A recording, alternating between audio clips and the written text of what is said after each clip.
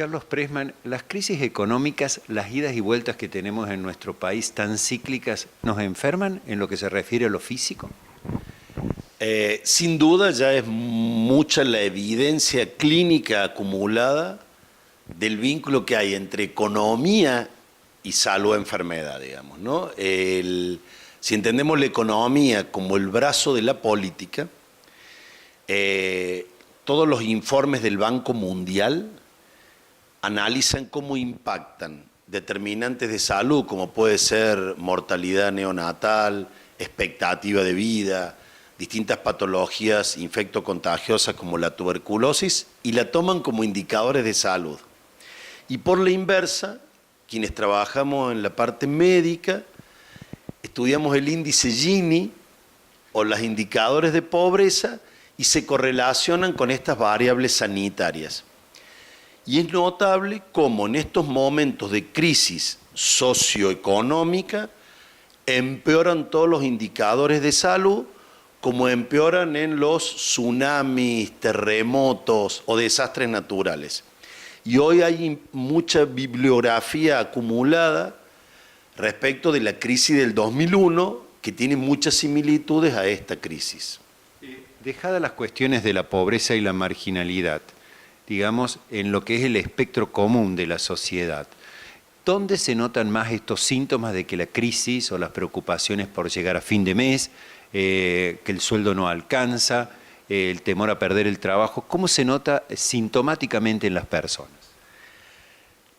Muy interesante la pregunta, porque donde mayor evidencia hay es en los sectores más pobres, digamos, ¿no? Porque no podés acceder a la comida, a calefaccionar la casa, aumento de la enfermedad infectocontagiosa y empeoramiento de todas las variables.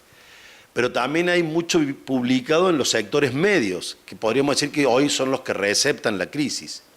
El mecanismo íntimo que está en juego es la pérdida de lo previsible, la pérdida de la seguridad. El ser humano, y sobre todo los sectores medios, construyen económicamente su propia seguridad. Trabajo en tal lugar, gano tanto, gasto tanto, proyecto tanto, mis hijos estudian en esta escuela, tengo tal alarma, ¿no? Hay una serie de previsiones que cuando entra una crisis económica tiene un efecto disruptivo. Y eso nos pone en estado de alerta, es como un estrés, digamos, ¿no? Entonces ese estado de alerta sostenido días, meses, es lo que genera o es el nexo fisiopatogénico, o sea, la causal de enfermedad. ¿Cómo se manifiesta? Aumenta la presión arterial, aumenta la frecuencia cardíaca, aumentan las enfermedades cardiovasculares, aumentan los trastornos de salud mental, porque obviamente tenés insomnio, hay trastornos en la sexualidad, hay trastornos en los hábitos alimenticios, ¿no? Uno dice, no sé qué va a pasar, más si como, más si bebo, aumento del alcoholismo, aumento del consumo de psicofármacos. O sea, todos estos indicadores sanitarios se disparan en la crisis y tienen como nexo la imprevisibilidad del futuro. Con un agravante, hasta ahora hablé con sólida bibliografía. Esto ya es una opinión. Que el agravante de esta crisis, y esto sí es una percepción personal, no se vislumbra un futuro saludable. Porque en otros momentos, cuando uno le piden un esfuerzo económico o un esfuerzo de algún tipo, es porque va a obtener determinado beneficio. Y hoy se vive la crisis como todas las crisis socioeconómicas, pero para mí hay un agravante de falta de futuro. O no sé si el gobierno no comunica bien o los medios no transmiten, pero uno tiene la sensación de que estamos en una situación verdaderamente difícil, verdaderamente incómoda, que genera causal de enfermedad, sin vislumbrar si vale la pena, digamos, ¿no? O sea, hay una frase de un filósofo que dice, cuando uno tiene un buen porqué, se banca cualquier para qué, pero ahora está como poco claro eso. Aparte de esta falta de futuro, este estrés que vive la sociedad, digamos, y más allá de la consulta médica, ¿qué debería hacer una persona que todos los días se levanta y sufre esta situación, por lo menos su propia receta personal? Sin duda cada uno lo vive de manera individual. Lo que se dice como receta universal es que quienes atraviesan mejor estos momentos de crisis socioeconómica son básicamente dos grupos de personas. Aquellas que tienen la pasión puesta por fuera del dinero. En el periodismo, en la música, en la pintura, en la ciencia, en la política, en la religión, en el deporte. Y bueno, las condiciones socioeconómicas son como un hecho tangencial a su pasión vital, su deseo. Y los otros que atraviesan mejor las crisis son los que entienden que una crisis social admite una respuesta social. Entonces buscan estrategias colectivas. O sea, ¿te acuerdas que fue el Club del Trueque en su momento de 2001? O los reclamos sindicales, gremiales, económicos. O sea, entender que lo que me pasa a mí no me pasa solo a mí. Le pasa a un montón de argentinos y de cordobeses que vivimos la misma.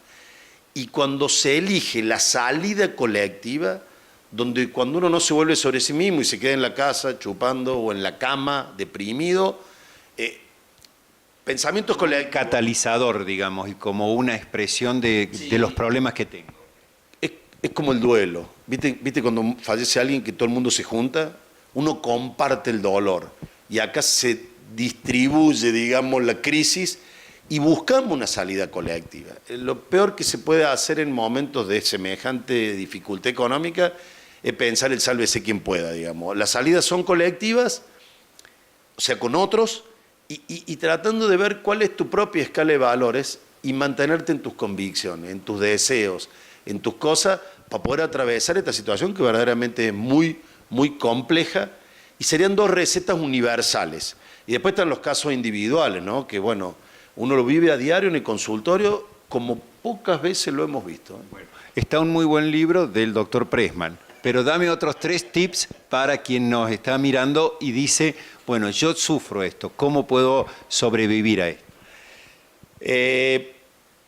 Un tip sería tratar de conservar la rutina, digamos, ¿no? Si hacía actividad física, mantener la actividad física. Si mantenía ciertos hábitos alimenticios, conservarlos.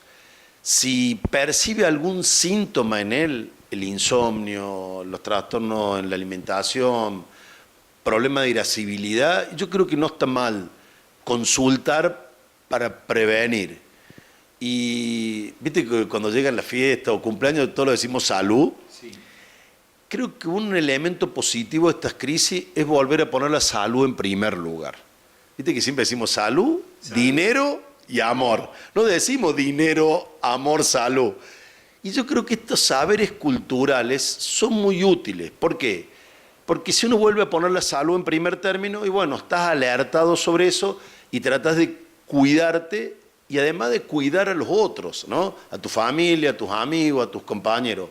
Los vínculos afectivos suelen ser un paliativo, un refugio en esta intemperie que estamos atravesando.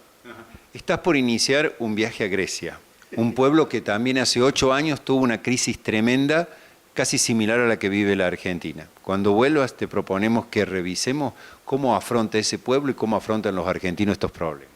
Bueno, el azar hizo que estuviera el año pasado. Y los griegos comparten con los cordobeses cierto espíritu latino del sentido del humor, igual que el sur de Italia, y creo que ese puede ser otro tips más. La contracara de la tragedia siempre es la comedia, y probablemente encontrarse con los cariños, con los afectos, con las ideas compartidas, y atravesar esta crisis con sentido del humor también puede ser una estrategia saludable.